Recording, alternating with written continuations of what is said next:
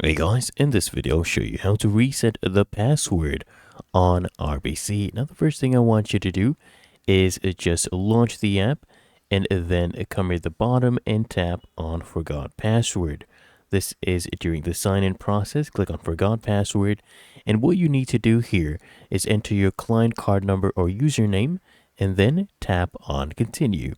Now you need to just enter your last name, your residential postcode, click on continue, and then what will happen, they'll send you a one-time passcode which you will be entering. So choose where you want to receive this code. So either on your numbers that you have linked, you can do a text message, or you can receive a phone call as well. I'll just choose a text message right here and then click on continue.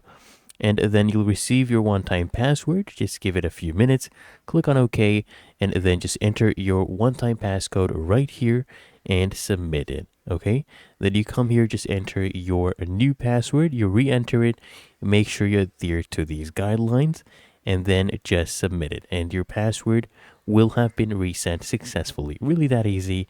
If you found this helpful, make sure you smash the like button and subscribe to Quick Fix.